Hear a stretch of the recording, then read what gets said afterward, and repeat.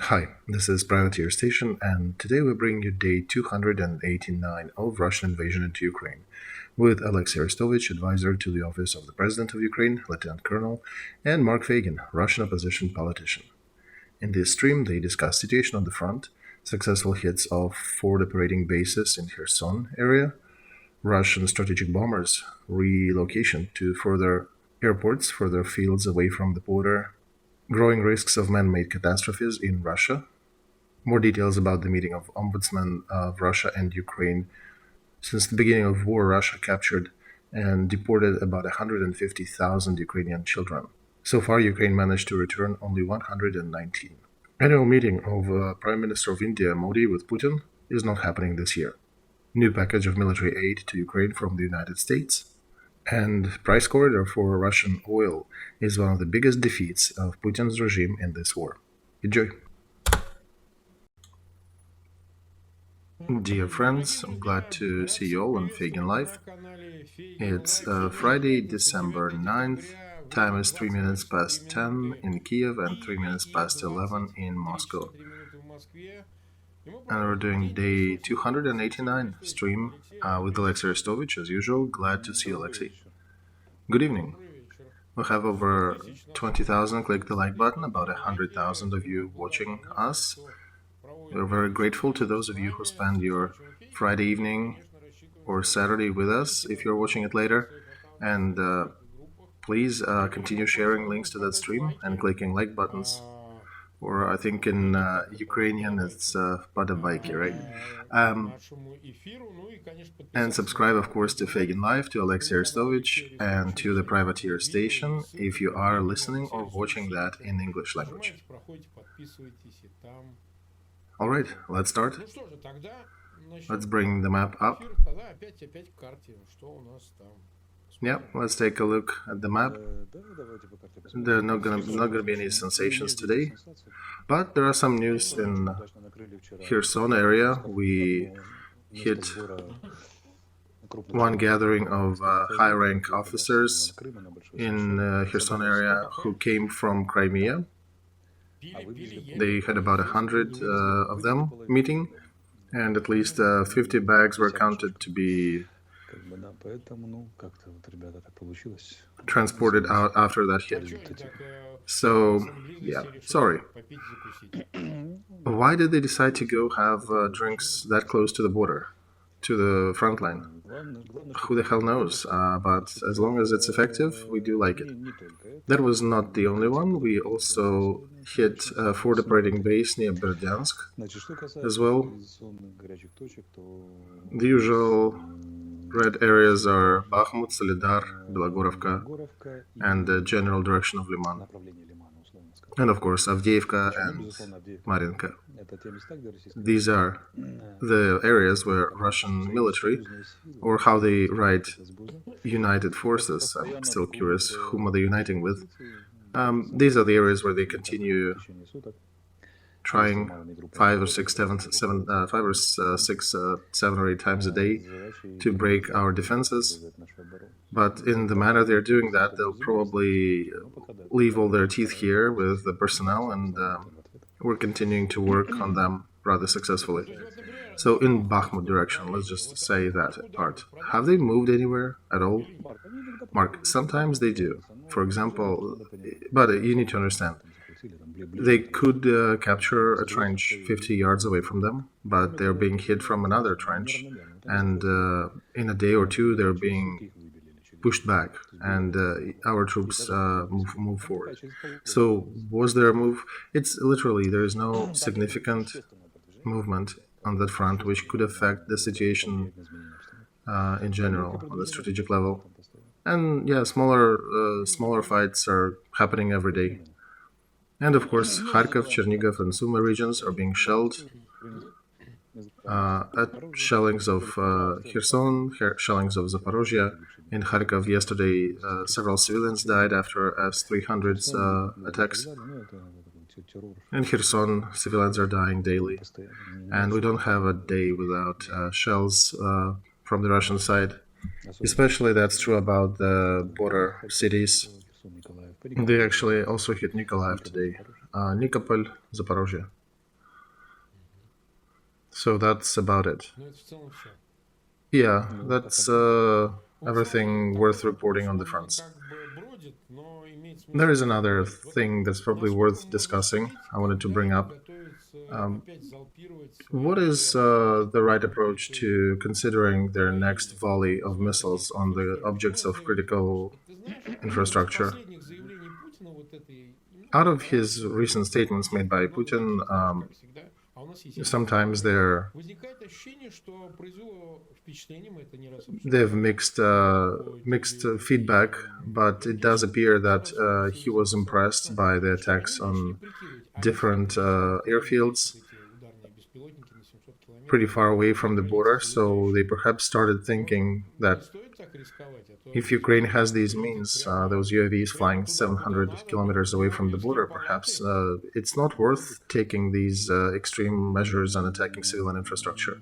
Perhaps UAV may fly into his Georgievsky hole in Kremlin. Oh, you mean right in the forehead? Yeah, that's maybe a consideration. They actually did move their strategic bombers to Murmansk and even to Vladivostok, even though redislocation or dislocation of relocation of the bombers is a more complex task than that, because you need to not just move them further out, you need to also provide equipment and facilities, and without that landing in Engels, basically they will not be able to use them the way they did before. So you are avoiding, Olexiy, the question about UAVs? I'm not avoiding.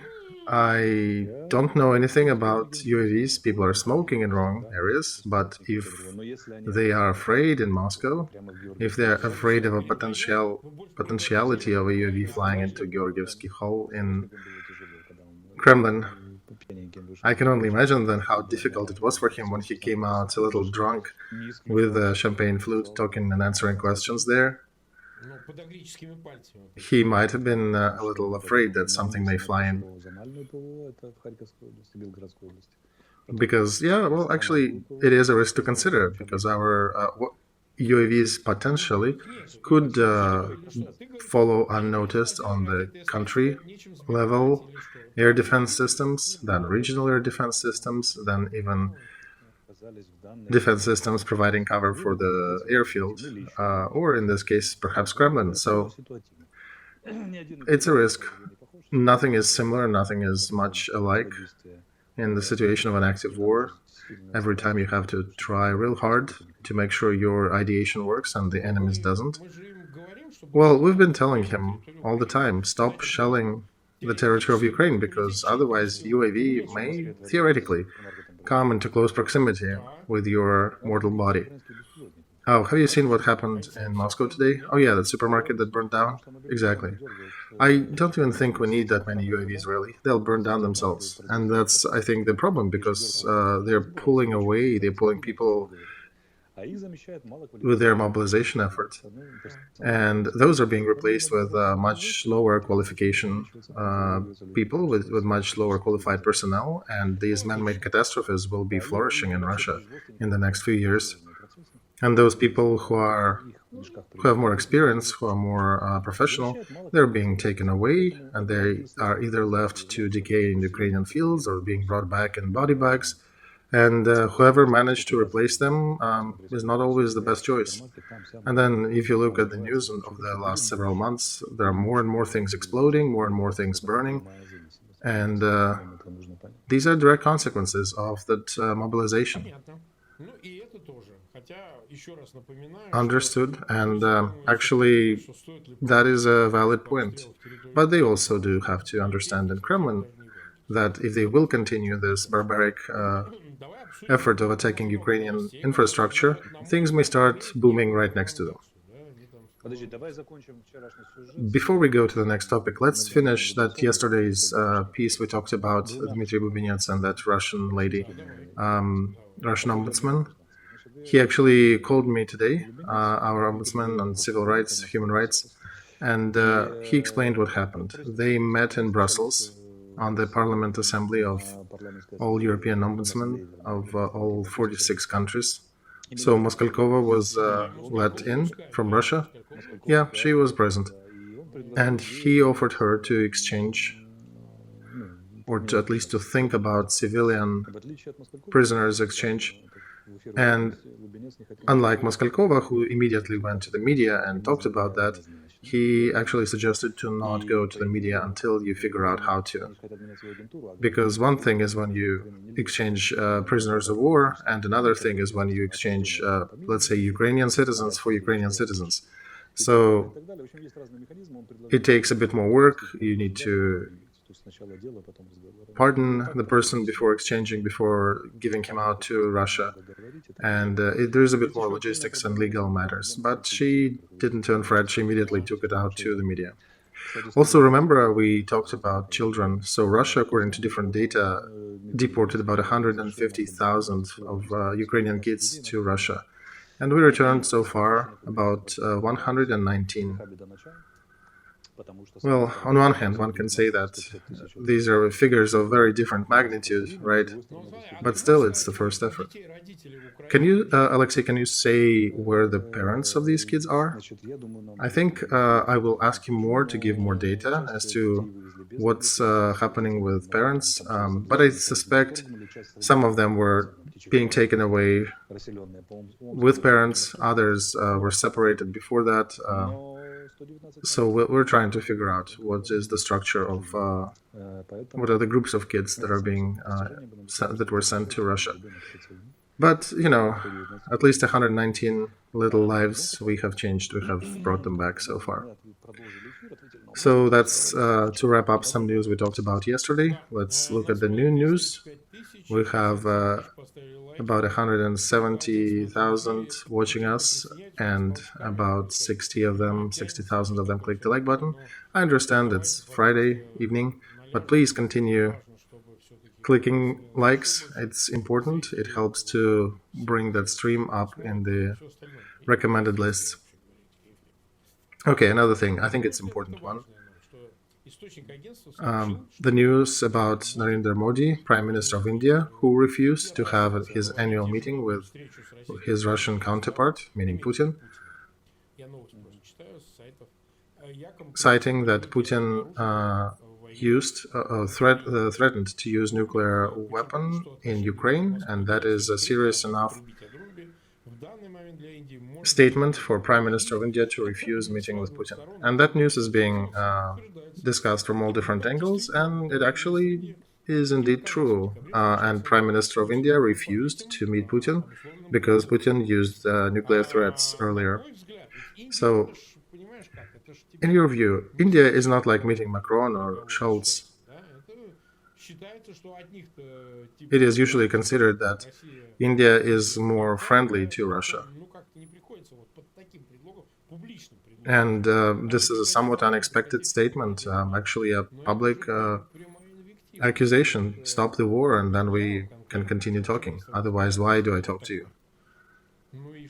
Well, to all those who want to really dig deeper, I recommend review the materials, the video of the previous meeting of Modi with Putin. It was described as polite and professional, but those people who are more savvy in reading faces and emotions, you can see it all in Modi's face. And by the way, we did mention he is also a pretty big spiritual leader in India, the level of gurus and people who know or who claim to know. They're saying that Putin is called demon in India in daily colloquial speech. I understand that sometimes unions are, like in Churchill, you need to ally with Satan against Hitler, but in this case it's a bit easier because it's the same person in both faces of Hitler and Satan. So for Modi, the decision was pretty straightforward. And India, recently also it was in the news that India is supplying spare parts for Russian locomotives. By the way, it's India supplying Russia. I think those Russian industrialists who established their relations back in the middle of 20th century between USSR and India are turning in their graves after these news. And It's an important message, I think, not just to Russia but to other world elites, because India and China are two big players with nuclear weapons who are not the last hopes of Russia that for future, that hopefully would allow Russia to build some future with them if Russia is exiled from Europe. And they used to be more friendly and to side with Russia often on different resolutions, and not go in joining with EU on all the resolutions that are accused Putin's regime in anything in those organizations. But this move of not meeting Putin, that's a pretty strong statement. I also suspect they may be going a Turkish way to ask for some preferred pricing for gas and oil. And it may be battled back saying, okay, we may, but these are new conditions. So we're yet to see if they'll play that card. They may be playing these cards, and they probably understood that, hey, Turks just got 25% discount. Why are we worse than that? And India indeed uses quite a bit of energy resources, so I'm suspecting they may be capitalizing on the current situation. And Grandma Russia or Grandma Putin is being danced by all those who wants to dance him. So even astrologist, right? Great politician. He completely drained down the toilet all of his political achievements, all of the status of the country, and Politico acknowledged him to be the loser of the year for a reason. Indeed, that is true. So another thing related to India, Prime Minister of UK, Rishi Sunak, apparently continues the hard line to support Ukraine. He recently made a statement that Ukraine will get, he promised Zelensky, that Ukraine will get more air defense systems. And he went to the press with that.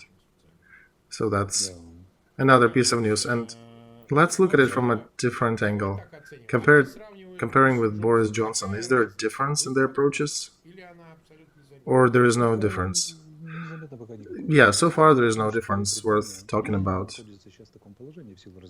The thing is that Ukrainian victory in this war will determine the future of Britain as well, as one of the leading players in the world, one of the leading countries who supported Ukraine early on and continues to influence world politics. So Britannia ruled the seas, right? They are mostly interested in winning Ukraine. They, of course, do not have enough resources like Americans do, but they are doing their darndest to what they can. And it is their consensus of British elites. So I suspect we should not be worrying about the following through with that position from Britain.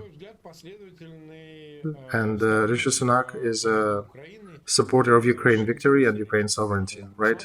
And every leader in a democratic world is ruling the country not the way he wants, but he also represents collective interests. So there is a consensus there. Do you think his Indian roots, Sunak and Modi, have any influence on each other? It's a little difficult to say who affects whom, if they do. Right? It's interesting when we're talking about British establishment. But I do suspect that traditionally British and Indian elites have very close ties. And by the way, Britain is a big proponent of increasing G7 to G8 and to G10, and that will include India as well. So there's a potentiality for deeper conversation there between them. Well, Mark, soon there'll be a G7 summit, and we'll see what marks will G7 give to Chinese and Indian politics and them preserving some sort of economic relations with Russia, including perhaps some gray parts for tanks and other trade under the carpet.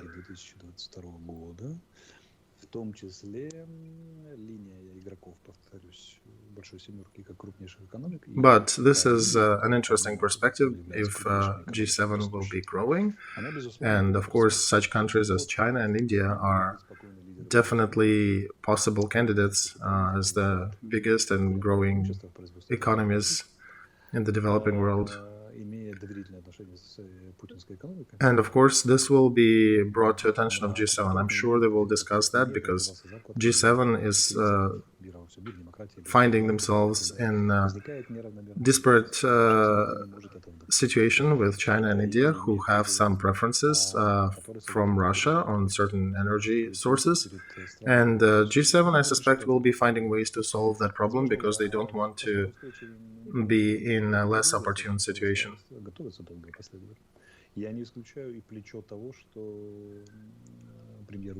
And we cannot exclude that Prime Minister of India was given some signs by G7 altogether, or some leaders from it, that it probably is not worth to meet Putin this year because otherwise there may be more secondary sanctions or some consequences to that. Yep, secondary sanctions, that's what we were talking. That's definitely a consideration for these countries. And yeah, those competitive advantages can turn to be big failures if the light is being shed on them. Okay, at least, yeah, that topic is worth following.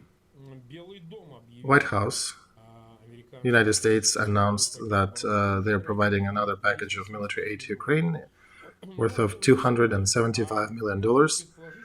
Not so much about the amount in this case, but do you think there could be some new kinds of armaments in that? No, Mark, I don't think so. They named a certain nomenclature already. They're supplying more artillery shells, more HIMARS without more details, without detailization which ones.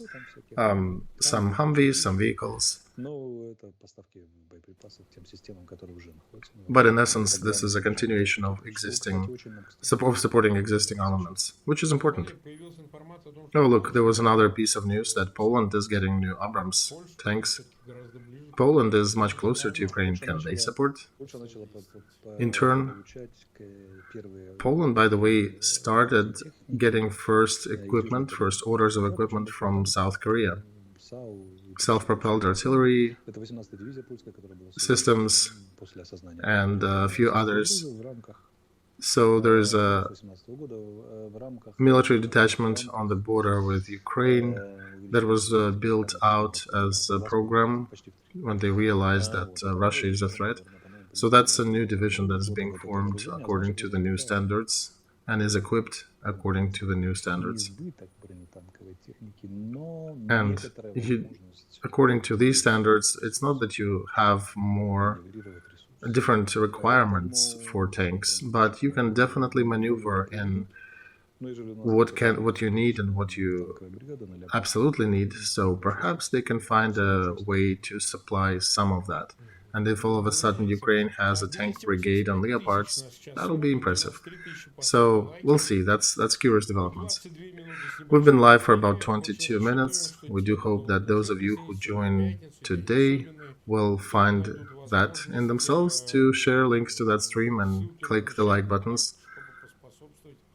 Or leave reviews if you are watching or listening to that and streaming on the podcast platforms. And of course, subscribe to Feygin Live and to Olexiy Arestovich channel. In the description under this video, there are links to both. Okay, so today another news on some sort of summit. He came out and made a bunch of statements, our main figure, Mr. Putin, right? Yeah, okay, yeah, bring me 2 coffees, I'll be drinking. I watched that video, he was saying that they will think about scaling down their oil pumping. And it is a rather painful topic because once you scale down, once you close those oil fields, it's very hard to reopen them. And right now they're saying that 60 is all right. The border is 60, and right now, with some discounts and all, they are even selling it at 40, 45, so they're happy with 60. And they're peddling now that 60 is just fine, we're okay. Yeah, they don't have objections. And if it will start affecting our overall price structure, we'll think about not pumping as much as we do right now. Well, let's remember the historic precedents, right? The famous phrase, when you cannot achieve what you desire, you can pretend that what you achieved is what you desired. So, after suffering big military defeat in Ukraine and being forced into the price corridor on oil, this is actually a pretty bad consequence of your operation. And then you come out and say, what? Our neighbors do not allow us to sell our goods at our prices anymore. And this is actually the biggest defeat in the energy market for Russia. Before that was Engels and Dagila and more. So that's a very uncomfortable position to talk about. That's why he is presenting it as they've achieved what we wanted to achieve. And see, we continue winning. We tricked them and they gave us the price corridor. That's their position, basically. G7 and Europe, they work pretty straightforward in this case. They calculated the consequences, they set it at 60, and in 2 months they'll review that. And if they'll see that the price is a little too high, they'll bring it down. I think it's already obvious that it is high. Well, maybe they'll get there sooner than that.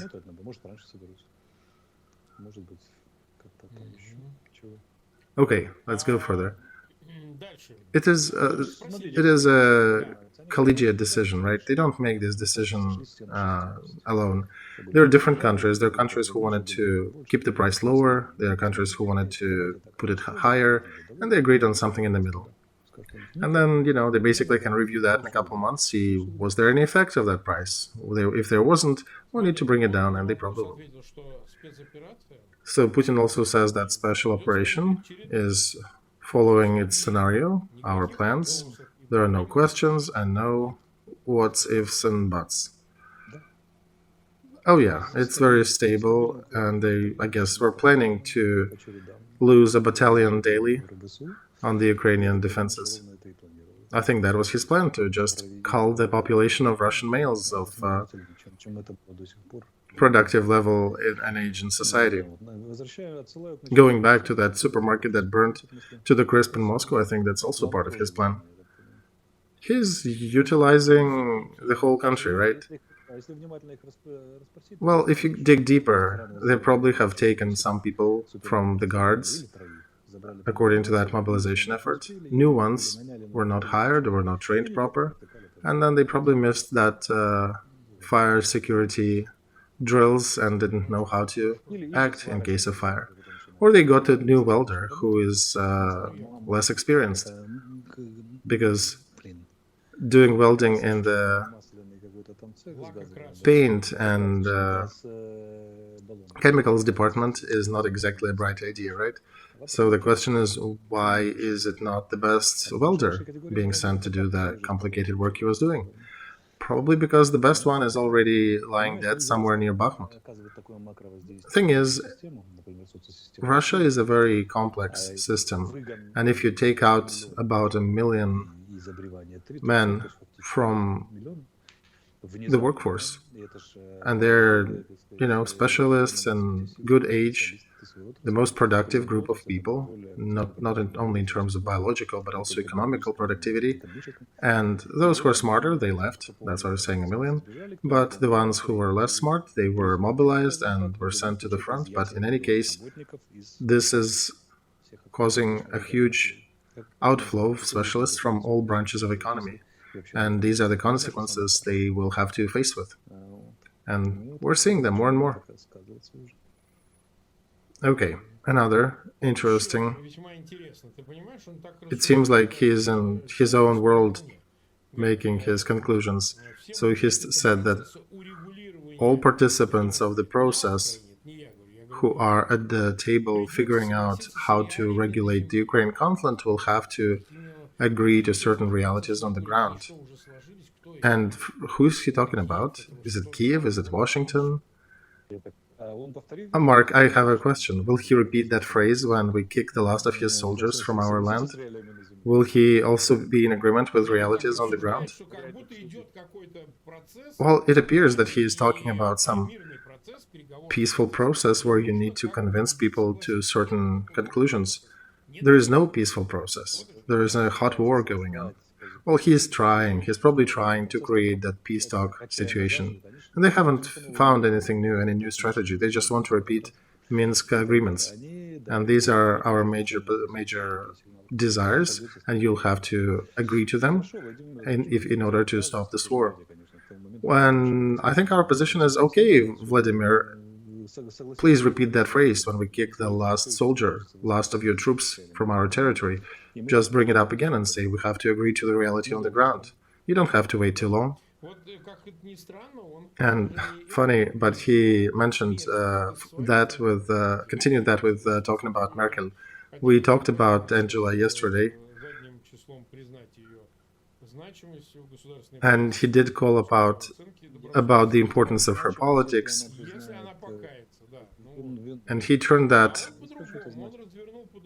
into him being disappointed, actually. Even though she is a strong politician, he was being deceived. And here's what he's saying. Russian Federation should have started military operation in Ukraine earlier, but was hoping to find agreements in a framework of Minsk II agreements. And then everything was broken by who? I guess Arestovych, right? Well, my question then to Putin is, what is the worth of all your intel services and all your strategies and all the monetary supplies you dumped into the opposition, pro-Putin's opposition in Ukraine, if you're allowing German Chancellor Angela Merkel at that time to swindle you and to continue deceiving you? That you did not realize, as you were saying, they were just preparing for the war under the guise of Minsk agreements? Or is he saying that he was so pure-hearted that he didn't even think about that probability? Thing is, Russians may not share that sentiment, especially the ones who lost their brothers, fathers, husbands. Where is that famous 2, 3, 4 steps? Where is that strategic thinking and the weak West that is being played by FSB anyway FSB likes? Apparently Merkel can deceive the whole enforcement machine of Russian Federation. That machine that apparently is influencing American elections and everything else in the world, but Merkel is apparently stronger, was stronger at that time. And somehow she deceived all that FSB and all. How did that happen, Vladimir Vladimirovich? How did you let that happen, if I want to follow through with your statement? You see, Mark, they're ruling without even getting back into consciousness. They don't calculate not only their consequences of their actions, they can't even calculate the consequences of their statements. And it's Russian people who allow them to go on with that rhetoric, who is not asking questions. What did you just say? When they're allowed to be so irresponsible politically and even in their statements just bring whatever they want to say about. And Russian people do not bring them to an answer. If you're so brave and so wise, how come you're being deceived? Because that exactly follows out of his statement.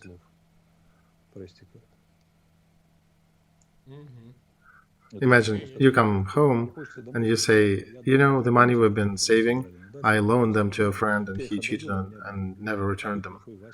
In a normal family, your family will be asking, how did you make the decision? Why did you even decide to give him money?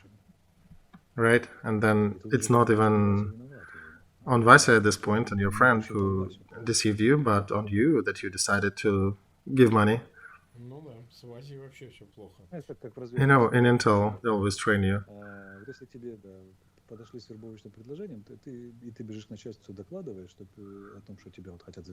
If somebody approached you with a question, with a question with an offer to change sides and to work for a different government, and you happily run to your leadership saying, "Hey, they're trying to get me to work for them." The first question your leadership will ask in this case, why did they decide to approach you, specifically you? So there are good places to look for blame, not outside. So Bloomberg published, and with reference to Putin indeed mentioned that Russia will be reviewing a possibility to include preemptive nuclear strike into their military doctrine. This is a continuation, I guess, of Engels and Diaghilev. He's back to that rhetoric.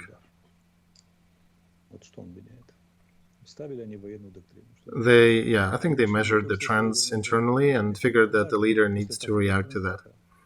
And here's a question. What does preventative nuclear strike change? After adding such an article to their doctrine, all of their potential targets, those countries that are now on the front line with such an element in the doctrine, they will be making more effort. They'll be preparing harder and being more active in, I guess, supporting Ukraine in that situation. Because imagine if you see all the preparations to the war and military are being sent to the border with you and the leadership of your opponent is hiding in the bunker, how do you react to that?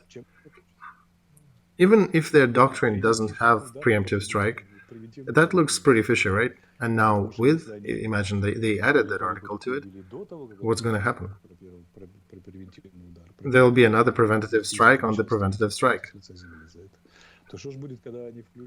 Because if they talked about that before adding that element, before adding that article, and the West promised to disappear them if they decide to go for the nuclear war. And now if they add that article, they'll be watched probably 10 times more. And they'll be preemptively hit 10 times faster than before. So I think they're idiots. It's a direct continuation of a previous thesis. They don't think about their statements and they don't think where that will lead them. The consequences were not calculated. Imagine you live with neighbors and you're telling them, "Hey guys, if you'll offend me, I'll come out with a rifle and shoot y'all." And your neighbors say, "Okay, dude, you're crazy, but we're not offending you, right? You're fine with us. You're fine, okay." And then you come out and say, "Well, I changed my mind. I will next time start shooting you. If I hear you playing or talking loud, I'll just come out and start shooting you without any warnings." So his neighbors will do what? Oh, of course, we just, take the white covers and start crawling towards the cemetery? No, they'll probably organize and put somebody to watch that crazy neighbor, and they'll probably shoot him before he approaches whenever they see him with the rifle coming out of the house.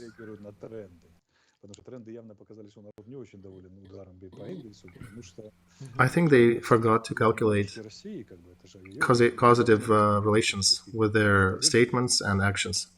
I think they're just short-sightedly reacting to trends happening in Russia. That certain part of the population is demanding some response to the situation in airfields. And the leader needs to react, probably because their sociology shows that it needs to be Putin with the statement. Probably the question is pretty sharp internally, and he comes out and makes that statement. But out of this statement, there comes out a much harder, a much more real danger than possible UAVs attacks on some of their military targets. Because with that, there'll be booms happening everywhere, and not just with UAVs. That's where he's leading his country to. Amen, so to say. We've been alive for 38 minutes, 316,000 watching us, over 110,000 click the like button. Please continue subscribing if you have not done that yet. We're glad to have new subscribers. Click the bell so you get new notifications. There are about 37% still watching us without subscription, so please do not forget to click that button. That's important. And of course, Feygin Live, Olexiy Arestovych, and Privateer Station. Subscribe to all three. Another news, Girkin, who came back to Russia, who supposedly was not allowed to the front, he came back, and he made a public statement that Shoigu is a combination of a fool, a scoundrel, and a corrupt figure on the position of the head of Russian military. I think our formulation here is more elegant, but he is pretty blunt. And, we are here, we are not in Russia, and he is making these statements from within. And even some parts in Ukraine are listening to that and saying, well, he is an ass, he is an opponent, but in this war, but he is making right statements, right? So you guys can learn from him. There is that sentiment. So he's back from attempt to serve on the front with that statement. How would you comment on this? I did say before, Olexiy, that he is definitely an instrument of Russian FSB for harassing those devils from Ministry of Defense. And he's doing that. Nobody is shutting him down.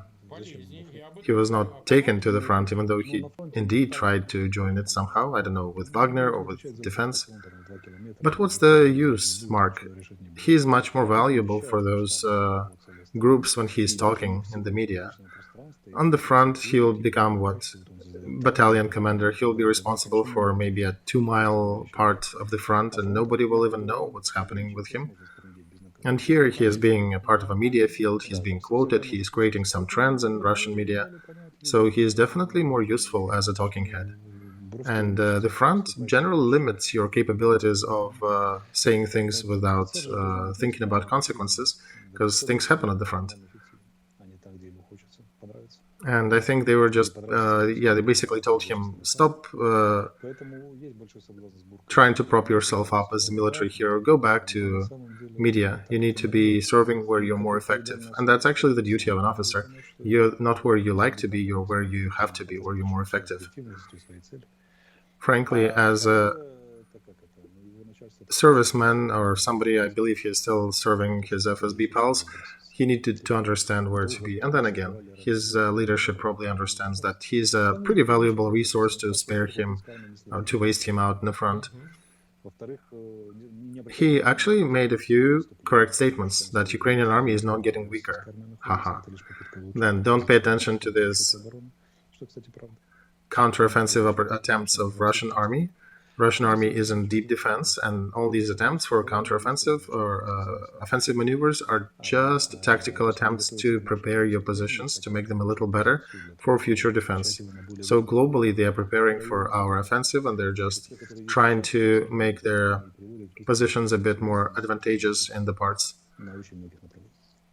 Because if Ukraine is to attack now, is to aggregate enough troops and go into offensive, many of those positions that they are in do not allow for good defense. So, surprisingly, I'm in agreement with him on many things. Even about his statement about the Russian military leadership. Exactly so. Okay, 42 minutes, almost 43. We have been live. Last thing I want to say, tomorrow's stream will happen 2 hours earlier. It'll be 8 p.m. in Kiev, and it'll be 9 p.m. in Moscow. This is our promised flexibility. Well, actually, it's also related to soccer. A lot of people are asking that tomorrow France is playing with UK, and they don't want to overlap watching soccer with our stream. So we understand people want to have everything, and we also promised that we'll try some different schedules. Mark, I like soccer too, so, I think I'll appreciate that little change in our schedule. And it's promising to be a very good game, so tomorrow we are live at 8 p.m. in Kiev. Please stop screaming in chat and sending messages in private. Mark, I'm already with beer and all. When are you coming live? So tomorrow we're coming live at 8. And the last thing I want to bring up here about the change of heart of that Spanish pedophile who is now a Ukrainian turned Ukrainian patriot, there's a simple explanation to that. The criminal prosecution in Latvia, in Lithuania about money laundering, and all the changes of characters of that type, like Shari, are caused by exact practical reasons. There is no cathartic or other changes happening. So, as an attorney, you are pointing to a subjective reason for transformation of the accused. Well, yeah, this is expectations. He is already thinking that he'll have to be talking in court about what he is and what he stands for, so he's preparing his position for that. Unfortunately, I cannot say more about details of preliminary investigation into his dealings with Moscow and all, but I can promise it will be fun. I already gave my statements, and the court criminal proceedings are going pretty fast. Well, it's also about calculating your opponent's mark. Like Putin failed to calculate Zelensky. If he traced his conflict with Maslakov, with that comedy club owner, organization owner back in Russia, and the way Zelensky behaved, Putin would have known that Zelensky is a much stronger figure. And same thing, Shari also did not calculate his consequences of fighting with Feygin. And yeah, they completely failed in Russian enforcement agencies to stop Feygin. They're actually probably getting screamed at. How the heck did you let him out? Look what he is doing there. And me, with my psychological background, I want to make a statement. Do not fight with Mark. Oh, I concur. Do not fight with me. It will have big consequences. Okay, Olexiy, I'll see you tomorrow and discuss more things. See you all tomorrow.